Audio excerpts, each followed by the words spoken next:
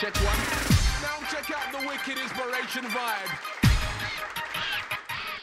Tout d'abord, bonsoir à toutes et à tous d'être parmi nous ce soir. C'est super parce que d'avoir autant de monde pour une manifestation comme celle-ci, c'est important, surtout pour le handicap et les personnes handicapées.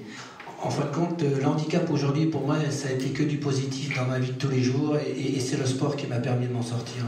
Et donc, au travers de toutes mes compétitions, je veux bien faire voir que être handicapé, ce n'est pas un handicap. Nous sommes des personnes à part entière comme tout le monde.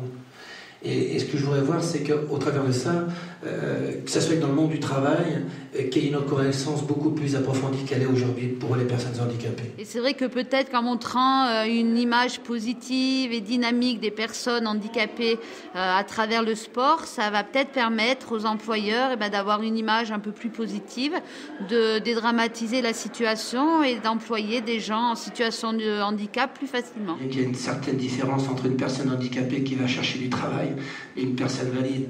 Parce qu'on dirait que la personne handicapée n'est pas capable. Non, elle est capable. Si on adapte son poste de travail à l'handicap qu'elle a, elle fera voir à la personne qui lui fait confiance qu'elle est capable de le faire. Mais si on ne lui donne pas la possibilité de s'exprimer, elle ne fera jamais rien. Ben moi, c'est pareil dans mon sport. Si aujourd'hui j'en suis là, c'est parce que le groupe Védurbis m'a fait confiance, a cru en moi. Donc voilà. Pour moi, quelqu'un qui est sportif, c'est quelqu'un qui se donne. Donc s'il se donne dans sa discipline en sport, il se donnera également aussi dans son emploi.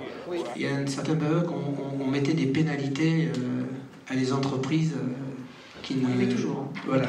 Donc c'était facile de dire à une entreprise, on paye une pénalité, mais on ne prend pas d'une personne handicapée. Je crois qu'aujourd'hui, s'il y avait un message à faire passer, c'est de dire plus de pénalité, mais on embauche des personnes handicapées. On n'a pas le droit de mettre des gens à l'écart de la vie du travail. C'est pas parce qu'on est handicapé, je vous dis, qu'on n'est pas capable de travailler. C'est pas parce qu'à 50 ans, on n'est plus capable non plus de travailler à 50 ans. C'est pareil. Donc moi, je crois qu'une personne handicapée a aussi les mêmes droits qu'une personne valide. Toutes les valeurs qu'il englobe autour du handicap permettent à l'entreprise aujourd'hui d'exprimer les valeurs que sont la fraternité, la vitalité et le monde sportif de l'entreprise. Qu'on confronte la personne à son travail en adaptant le poste à son handicap et la personne fera voir qu'elle est capable de le faire. Et sinon peut-être plus opérationnelle et plus fonctionnelle qu'une personne valide. Parce qu'elle, elle voudra prouver qu'elle est capable de le faire parce qu'on y a fait confiance. C'est tout. Cet état d'esprit qu'avait dit Orbis vis-à-vis...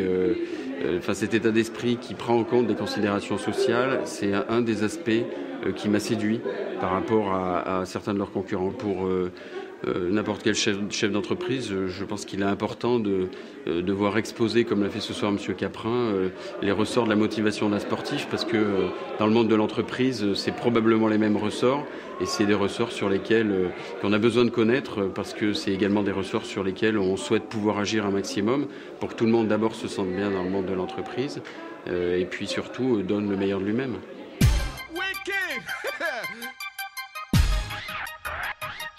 Check one. Now check out the wicked.